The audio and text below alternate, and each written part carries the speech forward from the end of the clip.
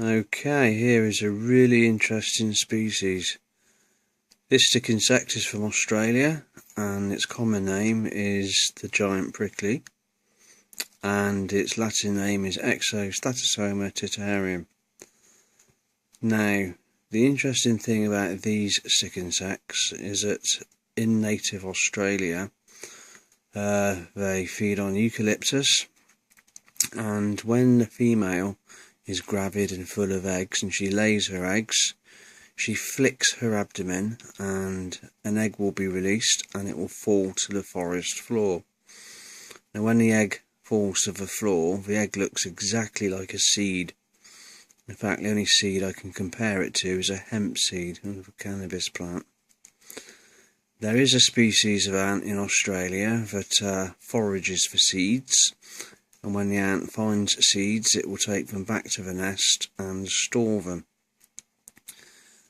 When the ant species finds the eggs of Exostatosoma titarium, or the prickly as you can see here, it will take the egg back to the nest.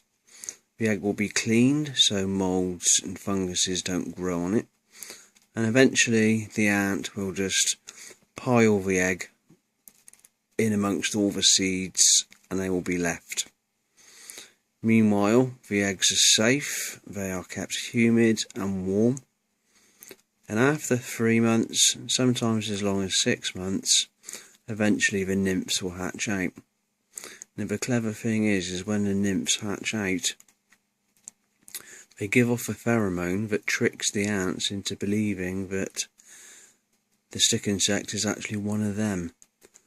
And an amazing thing, the nymph actually looks like and resembles the species of ant whose nest it is in. Anyway, all the other ants will leave it alone, they won't attack it. If the stick insect didn't give off a pheromone, then the other ants would absolutely tear it to pieces and it would be lunch.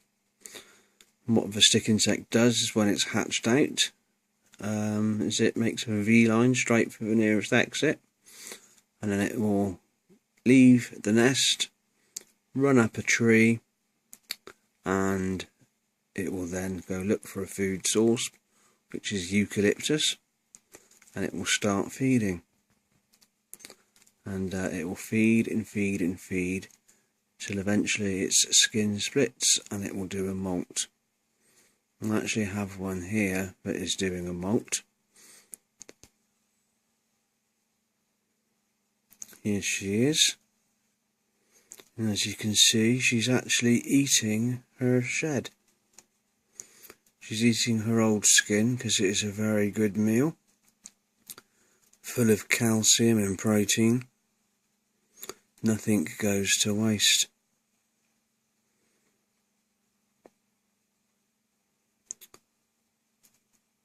Eventually they go for about 7 molts. They get bigger and bigger and bigger. And here's a larger female here, and if you notice with this female, her front legs are somewhat shortened, and this is because she's had a previous accident where she's lost the front part of her front limbs, but these regenerate.